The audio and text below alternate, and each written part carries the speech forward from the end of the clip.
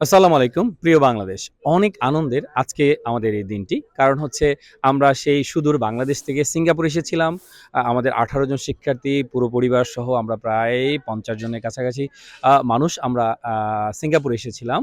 আমাদের সন্তানেরা, আমাদের যে ভবিষ্যৎ, বাংলাদেশের ভবিষ্যৎ প্রজন্ম তারা এখানে এসেছিল যারা বাংলাদেশকে আগামীতে নেতৃত্ব দিবে। এ ধরনের শিক্ষার্থীরা বাংলাদেশ থেকে এসেছিল গ্লোবাল ইংলিশ ল্যাঙ্গুয়েজ অলিম্পিয়াড এবং international spelling olympiad, linguistic and spelling olympiad.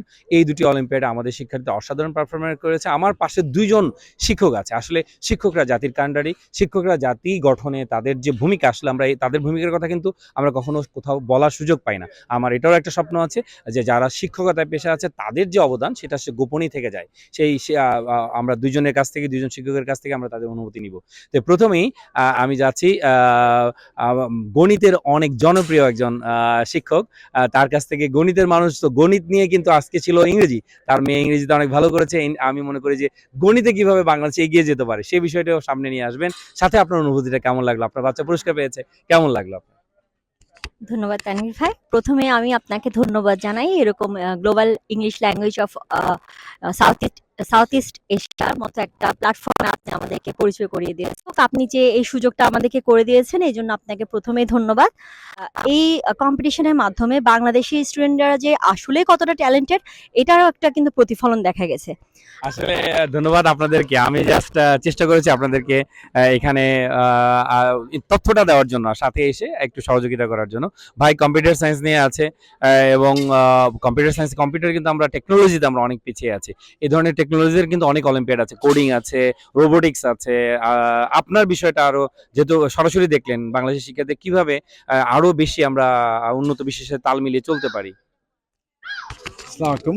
Thank you very much. তো আমার মনে হয় সেটা হচ্ছে যে বাংলাদেশের স্টুডেন্টসরা আপনার গণিত বলেন, ইংলিশ বলেন, টেকনোলজি বলেন, সব দিকেই কিন্তু খুবই ট্যালেন্টেড। ঠিক আছে? All they require is a little bit of মানে হ্যাঁ, পুশ পিছন থেকে বা motivate. a little bit of motivation in the right direction. তো এইটা থাকলে আমাদের ছেলেমেয়েরা অনেক ভালো করে। কারণ আমার নিজের অনেক স্টুডেন্ট আছে, খুব ভালো ভালো জায়গা আছে। Some of my students are in অক্সফোর্ডে আছে, ক্যামব্রিজে আছে, জন হপকিন্সে আছে। So they are doing very good. All they require is a little bit of motivation and a guidance in the right direction. And that is it. আর কিছু কিন্তু লাগে না। কারণ আমাদের ছেলেমেয়েদের বেসটা খুব ভালো। Yes. which is actually something we can leverage to the অনেক next পরিশ্রমী level. আমাদের শিক্ষার্থী। হ্যাঁ, শুধু আমি বলবো সুযোগটা দিতে হবে।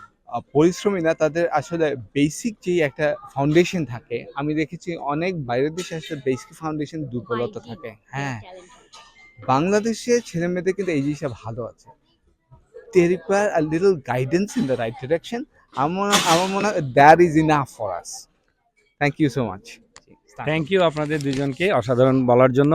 শুভকামনা থাকলো ইন ফিউচারে আপনারাও চেষ্টা করবেন আমাদের দেশকে আমরা কিভাবে আরো রিপ্রেজেন্ট করতে পারি, আমরা শিক্ষকরা কিভাবে জাতি গঠনে অবদান রাখতে পারি।